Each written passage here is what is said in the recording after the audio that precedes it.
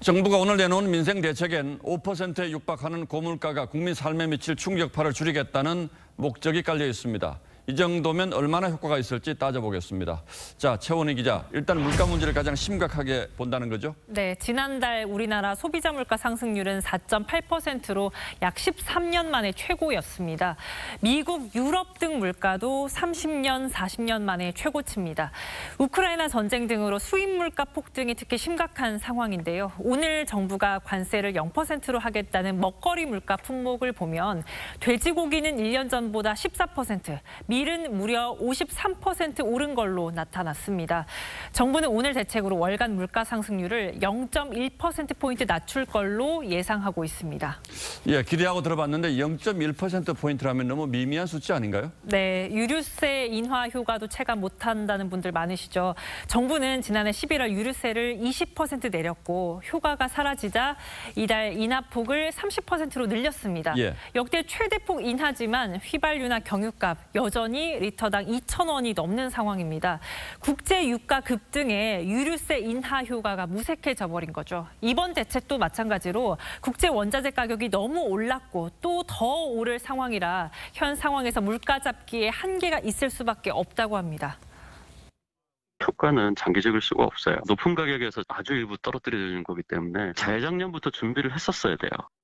일단 가장 큰 문제는 국제 물가가 너무 많이 올랐다는 데 있군요. 네. 그렇다면 이것 말고 물가 잡는 데 또 다른 장애 요인이 있습니까? 수입품 부가세도 면제를 해주는데요. 이렇게 해줘도 이게 소비자 가격 인하로 돌아올지는 봐야 합니다.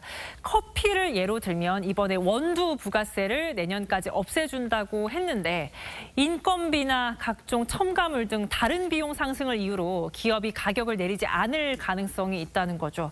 부가가치세는 최종 가격에 포함돼 있기 때문에 소비자들이 걸러내지도 못하고요. 또 정부가 모니터링 한다지만 딱히 제재할 방법도 없습니다.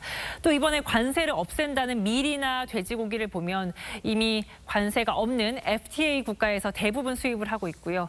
무엇보다 이번 대책을 보면 물가를 낮춘다기보다는 세금을 줄여서 서민 소득을 보전해주는 측면이 있어서 오히려 물가 불안으로 이어질 가능성이 있다는 지적도 있습니다. 소득을 좀 더 줘가지고 생활 물가 높아진 부분을 보전하도록 하는 영향이 크다. 부가가치세를 인하한다든지 뭐 이런 부분들은 물가 안정보다는 오히려 경기 부양에 초점이 있다 이렇게 볼 수가 있고. 소득을 보전해 준다고 하더라도 물가가 더 오르면 그게 그건데 네. 그럼에도 불구하고 이런 대책이라도 내놓은 건 뭐 다른 뾰족한 대책이 없어서입니까? 네, 2008년 이명박 정부 당시 정부 주도의 가격 통제 정책은 실패한 경험이 있습니다. 높은 환율을 통제하는 것 역시 수출 악화로 이어져서 무역 적자를 더 심화할 수 있습니다. 효과가 단기적이라도 정부 입장에서는 세금 인하 카드라도 쓸 수밖에 없는 상황입니다. 자, 대외적인 요인이 너무 커서 우리 정부가 선택할 수 있는 정책적 옵션이 별로 없어 보이는 게 사실이긴 한데 그렇다면 소비자들도 이제 좀 더 현명한 소비를 할 필요가 있겠군요. 네. 예, 최원희 기자 오늘도 잘 들었습니다.